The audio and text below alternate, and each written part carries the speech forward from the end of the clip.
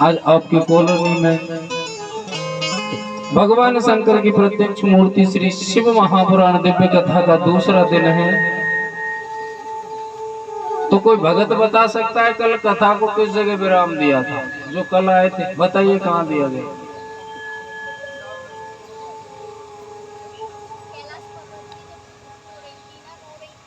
वैसे अलबत्तिया वालों का नियम है कि जितनी कथा नियम से सुनते हैं लेकिन निकल के 3 बजे ही आते हैं।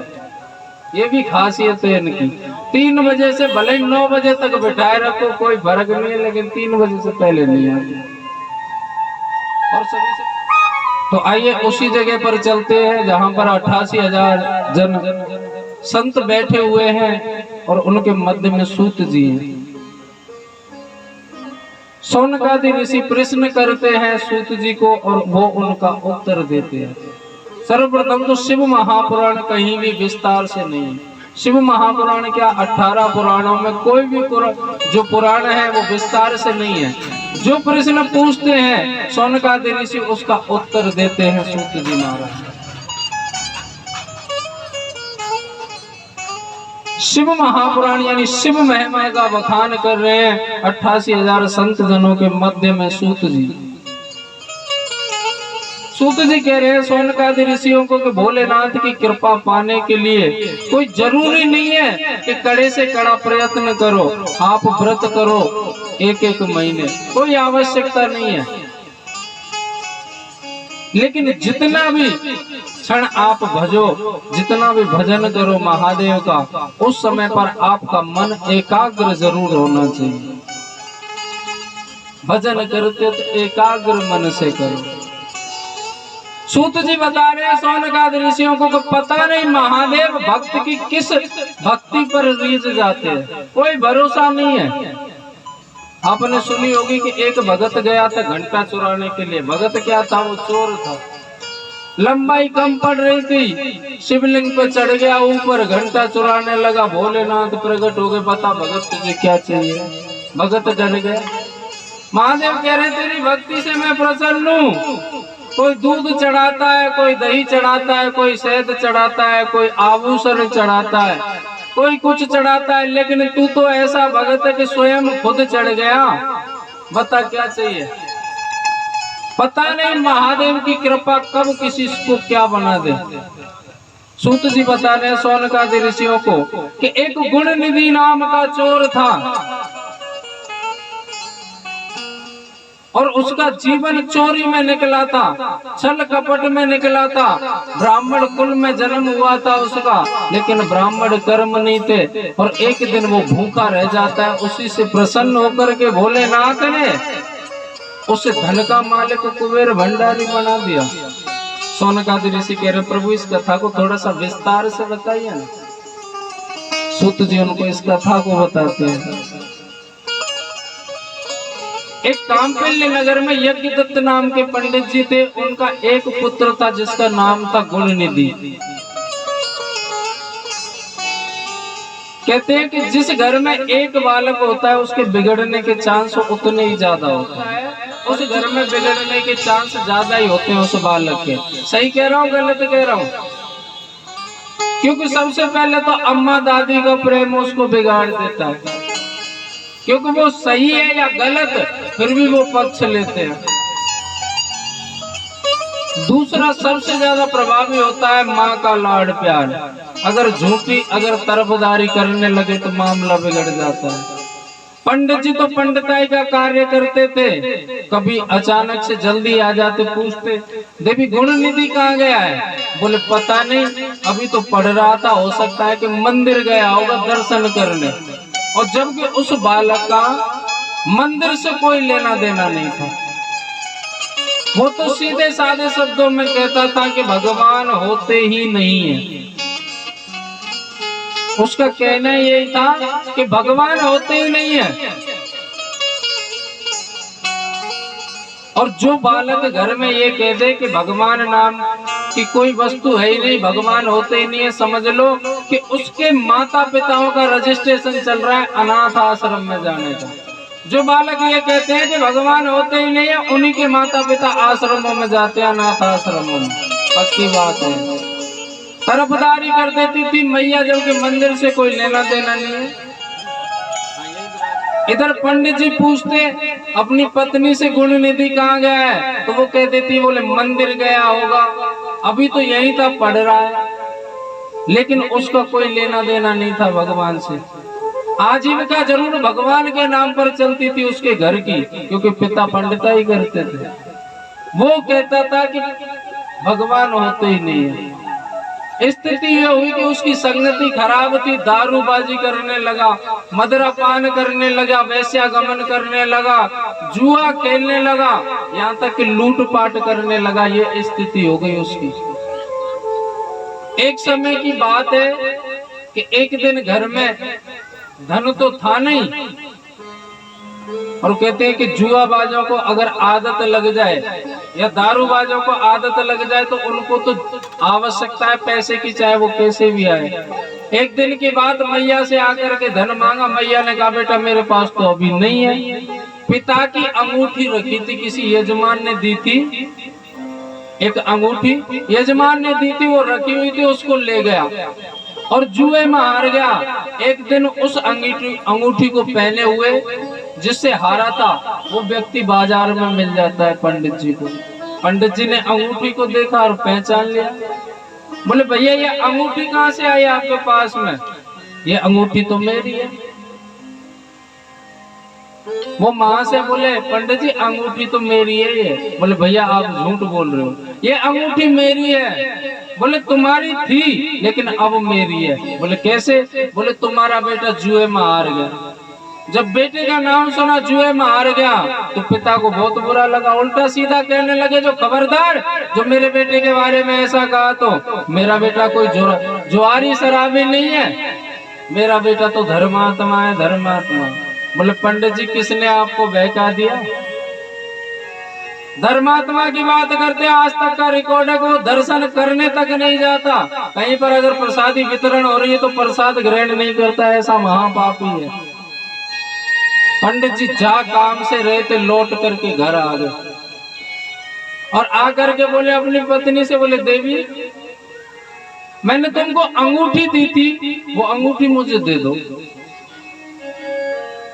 उनके जो घर से थी, बोले आज इतनी जल्दी कैसे आ गए? बोले मुझे ध्यान आ गया, उस अंगूठी से मुझे काम है, उसे दे दो। घरवाली बोली बोले अंगूठी ऐसा क्या काम पड़ गया? क्योंकि अंगूठी तो थी नहीं, खुद अपने हाथों से निकाल करके रखी थी और उसको बेटा ले गया। वो जानती थी कि ये हार भी गया, अब कैसे कहें कि जुए में हार गया, जुआ खेलते तुम्हारा बेटा। झूठ मूठ के लिए अंदर कमरे में गई और घुमा करके आ गई, सिर पर हाथ रख के बोले हे भगवान इस उम्र में अब तो ध्यान भी नहीं रहता, कहाँ रख के भूल गई मैं। ऐसे कोई खास जरूरी काम था क्या? बोले जरूरी काम था, जब तो लौट के आया हूँ दोपहर में। बोले पता नहीं कहीं रख करके भूल गई हूँ मैं, तुम शाम को आओ तो शाम को ढूंढ करके रखूंगी, शाम को ले लेना। पंडित जी बोले क्यों झूठ बोलती? तुम्हारी तरफदारी ने बेटे को बिगाड़ करके रख दिया, शर्म आनी चाहिए। मुझसे कहती हो कि मंदिर जाता है बेटा, पढ़ता है, आज मुझे पता चला है कि वो बिल्कुल पढ़ता नहीं है और वो तो एक नंबर का अय्यास है। मैं ये चुप हो गई, बिल्कुल क्या कहे, सच्चाई आ गई सामने। क्रोध के मारे पंडित जी ने घर से निकाल दिया, या आवश्यकता नहीं और दूसरा विवाह कर लिया। पता नहीं पंडितानी जी न जाने कहाँ गई भटकते भटकते। बेटे गुणनिधि को पता चला कि मेरी वजह से माँ को कष्ट हुआ है, घर से निकाल दिया है, क्योंकि जहां भी जाए सब ताने मारे। समाज एक ऐसी है कि अगर कोई गलती करता है, चूक करता है, तो भली बुरी जमाने की सुननी पड़ती है। महाभारत के अंदर भीष्म पितामह थे, जीवन में कोई भी बुरा कर्म नहीं किया, एक कर्म को छोड़ करके। वो भी कर्म कैसा था कि पांडव ये कौरव जो है द्रौपदी का चीर हरण कर रहे थे। द्रौपदी ने सबको पुकार लिया था बाबा मुझे बचाओ, बचाने की बजाय भीष्म पितामह ने अपनी आंखें नीची कर ली, जवाब नहीं दिया। जबकि भीष्म पितामह में इतनी सामर्थ्य थी, खड़े होकर के अगर ऊंची आवाज में भी उनको डांट देते कौरवों की हिम्मत नहीं थी, लेकिन सिर अपना नीचे कर लिया, आंखें झुका ली। उसका प्रताप था कि एक दिन द्रौपदी ने खरी खोटी सुनाई थी, क्योंकि जब भी कोई पुरुष गलत कार्य करता है समाज में उसे नीचा देखना पड़ता है। बेचारे से सहन नहीं हुआ, जंगल की ओर निकल गया। आज का ही दिन था, यही महाशिवरात्रि थी। जंगल में जाकर कहते हैं उसको भटकते भटकते 5 दिन हो गए। 5वें दिन शिवरात्रि थी, भूख लगी हुई थी पेट में। बेचारा शिव मंदिर पर चला गया और वहां पर जैसे यहाँ आज इतने भक्तों की भीड़ लगी थी पूजन करने के लिए महादेव की, ऐसे ही एक परिवार के लोग इकट्ठे होकर के भोलेनाथ का अभिषेक कर रहे थे। गुणनिधि ने देखा कि यहाँ पर कुछ भक्त हैं, हो सकता है मंदिर में पूजा पाठ कर रहे हैं, प्रसाद भी लगेगा, हो सकते है कि प्रसादी बटेगी भी।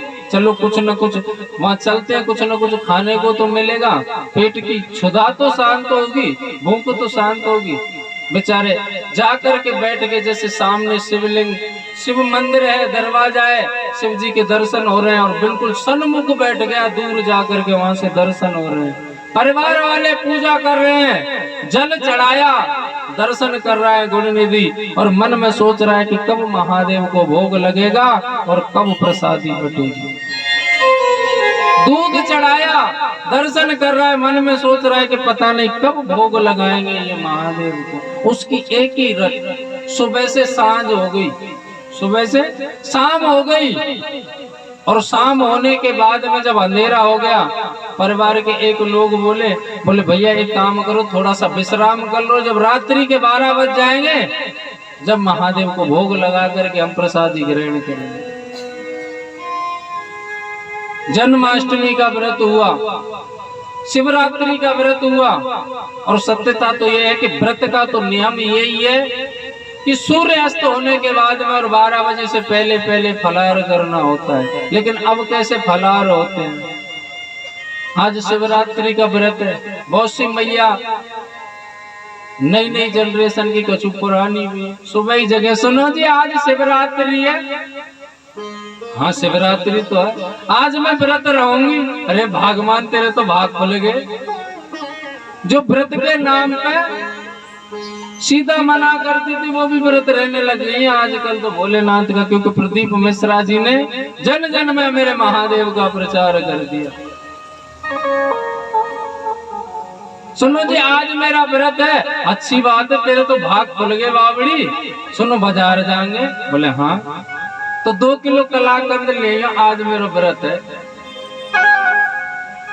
2 किलो कलाकंद, हाँ ले आएंगे, चल अच्छी बात है, तू व्रत तो है। सुनो 2 किलो सेब और ले आइयो, ठीक है, और वो चूटू कूटू का आटो भी ले आइयो, पकौड़ी बड़ी स्वादिष्ट बने। चलो ठीक है, और 1 किलो सफेद रसगुल्ला ले आइयो और का।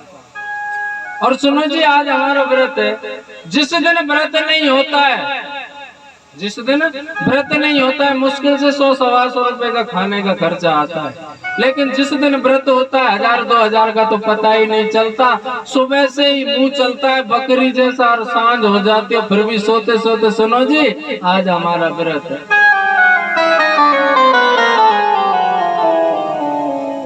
व्रत में केवल एक बार मुख चलाया जाता है, मुख झूठा एक बार किया जाता है।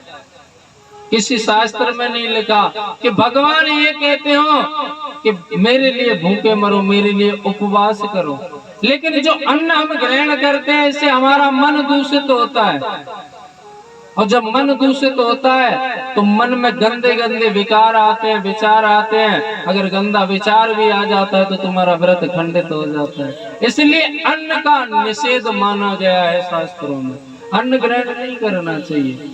और कहते हैं कि अगर एक दिन हम भूखे रहते हैं तो भूख के द्वारा हमारी जो मन की गंदगी है, तन की गंदगी है, वो सब निकल जाती है। इसे तो वैज्ञानिक मानते हैं कि एक दिन जरूर हफ्ते में भूखा रहना चाहिए, जिससे शरीर भी मेंटेन रहता है। अब गुणनिधि सोच रहा है कि ये क्या हुआ, ये तो पूजा पाठ कर रहे थे, अब प्रसादी कब बांटेंगे, कब भोग लगाएंगे। सांझ हुई, कहते पहले लाइट की व्यवस्था तो थी, लाइट तो अब चली है। दीपक जल रहा था मंदिर में, उसी से उजाला हो रहा था। जब सुबह का दीपक जल रहा है तो उसका जो घृत है घी, उसमें से कम होता जा रहा है और बत्ती जलती जा रही है। रात्रि में वो समय आया कि बत्ती जो है दीपक की बिल्कुल अस्त होने की ओर आई। जल करके गुणनिधि ने देखा कि यहाँ तो अंधेरा हो जाएगा, कुछ विचार नहीं किया, सीधा मंदिर में प्रवेश कर गया और अपने तन पर जो वस्त्र पहन रखा था शरीर पर, उस वस्त्र को फाड़ा, उसकी बत्ती बनाई और दीपक में डाल करके जला दी। दीपक जला करके जब लौट रहा था तो अचानक किसी बर्तन से उसका पैर टकराया और पैर टकराने के बाद में आवाज हुई बर्तन की। सब लोग जाग गए और वहां पर एक व्यक्ति को देखा, इस गुणनिधि को। और रात्रि का तो रिकॉर्ड है, अगर कोई जग जाए तो एक ही आवाज आती है, अगर जान पहचान का आदमी ना हो तो चोर चोर चोर। मंदिर पे जैसे एक ने बोला चोर चोर, सब जाग गए और गुणनिधि को पकड़ के पीटने लगे। वहीं पर महादेव प्रकट हो गए बीच में। अरे रुको दुष्टो, ये क्या कर रहे हो? उनके बीच में महादेव प्रकट होकर के कहते हैं कि रुको दुष्टो, ये क्या कर रहे हो? महादेव को कहते हैं लोग पहचान नहीं सके, महादेव को पहचान नहीं सके। महादेव ने अपना असली रूप दिखाया। इसको क्यों मार रहे हो आप? महादेव को सब देख करके एकदम भयभीत हो गए, कुछ आवाज नहीं निकली। प्रभु ये चोर है, चोरी करने आया था। बोले चोर नहीं है ये आज शिवरात्रि के दिन में आज तक का सबसे बड़ा भगत है मेरा। इस संसार में लोग व्रत करते हैं तो केवल अपने पेट की सोचते हैं, लेकिन ये मेरा भगत एक ऐसा है, जब से ये यहाँ पर बैठा एक ही बात सोच रहा है कि कब भोलेनाथ को भोग लगेगा, कब भोलेनाथ को भोग लगेगा। गुणनिधि तुम्हारे व्रत से मैं प्रसन्न हूँ, इसलिए मैं तुमको आज से और अभी से धन का मालिक कुबेर भंडारी बनाऊंगा। पता नहीं महादेव तेरी कृपा ने कब किसी को क्या दिया, पता नहीं महादेव तेरी कृपा ने कब किसी को क्या दिया। क्षुधा मिटाने के लिए क्या जलाई तन वस्त्र की बाती, तूने उससे धन का मालिक कुबेर भंडारी ही बना दिया। ऐसा कृपा निधान, ऐसा करुणावान देव कौन सा है, कौन सा है ऐसा निराला देव। गुणनिधि हाथ जोड़ करके खड़ा है, बाबा को देख रहा है। और एक बात याद आई कि वो पिता से कहते थे कि कोई भगवान होता ही नहीं है पिताजी। अगर वो भगवान की पूजा करने के लिए, भगवान की ओर प्रेरित करने के लोगों को उत्तेजित करते थे, प्रेरित करते थे, तो गुणनिधि यही कहता था कि झूठ मूठ की धंधा बना रखा है, कोप लीला बना रखी है पिताजी ने तो। लेकिन ये तो साक्षात वही महादेव है जिनकी व्याख्या करते थे, जैसा वो बताते थे। आंखों में आंसियां, हाथ जोड़ करके बोला बाबा मैंने कोई व्रत नहीं किया, मेरी वजह से मेरी माँ को घर से निकाल दिया गया। माँ को ढूंढता ढूंढता मैं यहाँ तक आया, 5 दिन से कुछ खाया नहीं, इसलिए बाबा मैं तो यहाँ बैठ करके ये देख रहा था कि ये भोग लगाएंगे और प्रसादी बटेगी। बोले वो मैं नहीं जानता गुणनिधि क्या था, लेकिन जितनी देर तू यहाँ बैठा एकाग्र मन से मेरा स्मरण करता रहा, इसलिए मैं प्रसन्न हूँ। बता तुझे क्या वरदान चाहिए? एक वरदान तो ऐसे ही दे दिया, धन का मालिक कुबेर भंडारी बना दिया उस चोर को भोलेनाथ ने। और कह रहे हैं कि बता अब तुझे क्या वरदान चाहिए? गुणनिधि बोला बाबा अब कुछ नहीं चाहिए। नहीं गुणनिधि मांगना तो पड़ेगा ही। तो गुणनिधि ने एक ही बात मांगी, और मुझे अपना सेवक रखना बाबा, अपना सेवक रखना, मेरे कालों के महाकाल, तेरे शीश पे गंग विराज रही और गल सर्पों की मार। तेरे शीश पे गंग विराज रही और गल सर्पों की मार। मुझे अपना सेवक रखना बाबा, अपना सेवक रखना, तेरे कालों के महाकाल, तेरे शीश पे गंग विराज रही और गल सर्पों की माँ। तेरे शीश पे गंग विराज रही और गल सर्पों की माँ।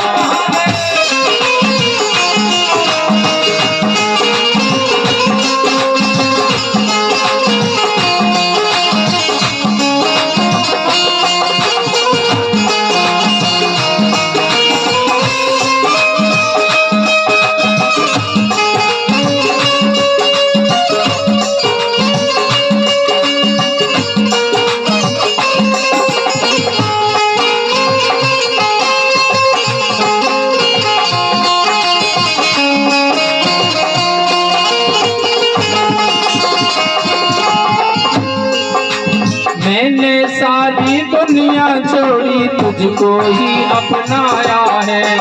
मैंने सारी दुनिया छोड़ी तुझको ही अपनाया है। मैंने सारी दुनिया छोड़ी तुझको ही अपनाया है। मैंने सारी दुनिया छोड़ी तुझको ही अपनाया है। तू देवों का महादेव संसार को तूने बनाया है। तू देवों का महादेव संसार को तूने बनाया है। तू देवों का महादेव संसार को तूने बनाया है। ओ तू देवों का महादेव संसार को तूने बनाया है। ओ दुनिया के रखवाले, ओ दुनिया के रखवाले, अब सारे संकट तेरे शीश पे गंग विराज रही और गल सर्पों की माँ।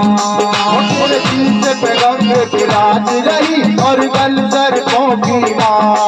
मुझे अपना सेवक रखना, अब अपना सेवक रखना, मेरे कालों के महाकाल। तेरे शीश पे गंग विराज रही और गल सर्पों की माँ।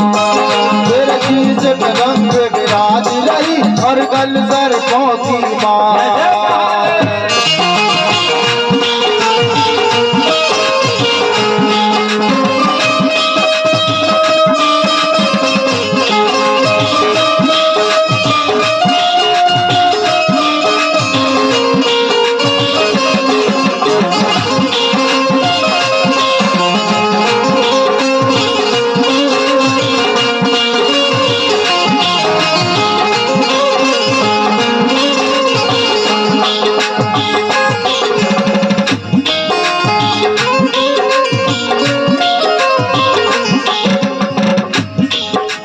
बाबा तुम्हारे तन की भस्मी धन दौलत से महंगी है।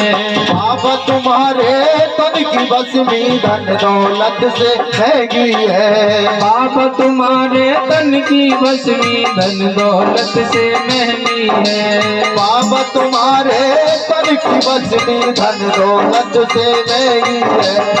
जिसको भी मिल जाए समझो कृपा तेरी रहनी है। ओ जिसको भी मिल जाए समझो कृपा तेरी रहनी है। जिसको भी मिल जाए समझो कृपा तेरी रहनी है। जिसको भी मिल जाए समझो कृपा तेरी रहनी है। जो माथे बस में लगा ले,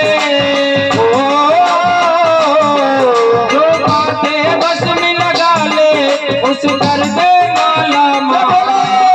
शीश पे गंग विराज रही और गल सर्पों की माँ। तेरे शीश पे गंग विराज रही और गल सर्पों की माँ। तेरे शीश पे गंग विराज रही और गल सर्पों की माँ। तेरे शीश पे गंग विराज रही और गल सर्पों की माँ। मुझे अपना सेवक रखना, अब अपना सेवक रखना, मेरे कालों के महाकाल। तेरे शीश पे गंग विराज रही और गल सर्पों की माँ। तेरे शीश पे गंग विराज रही और गल सर्पों की माँ।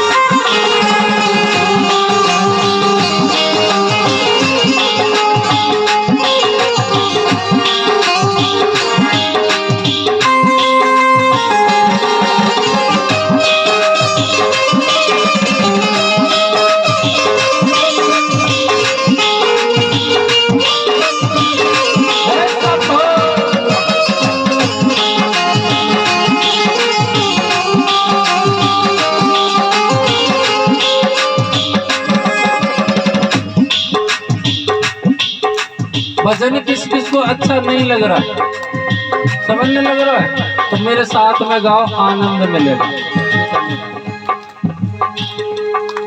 बाबा तुम्हारे तन की भस्मी धन दौलत से महंगी है।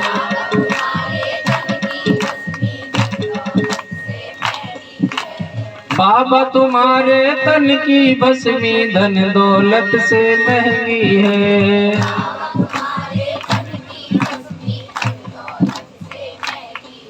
यूं करने का आवाज बढ़ सकेगा? नहीं, मैंने तो पूछी है, नहीं बढ़ा ले 10-10 ग्राम। बाबा तुम्हारे तन की भस्मी धन दौलत से महंगी है।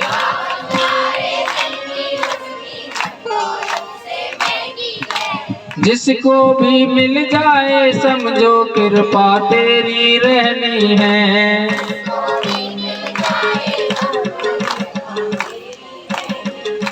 जिसको भी मिल जाए समझो कृपा तेरी रहनी है।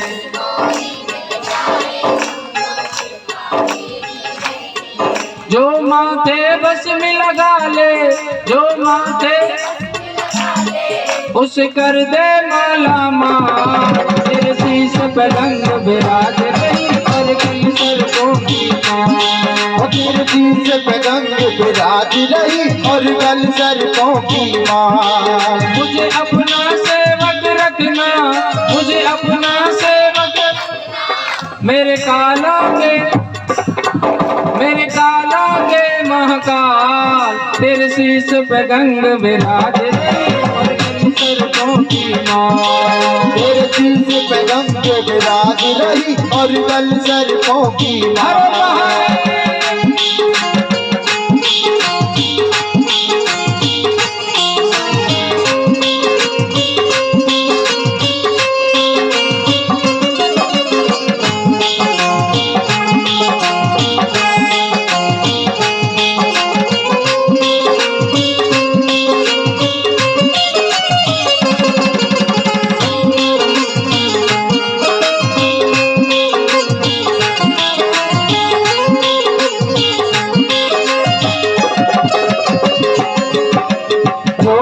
शिव महिमा सुनता है जीवन सफल बनाता है। जो कोई शिव महिमा सुनता है जीवन सफल बनाता है। जो कोई शिव महिमा सुनता है जीवन सफल बनाता है। जो कोई शिव महिमा सुनता है जीवन सफल बनाता है।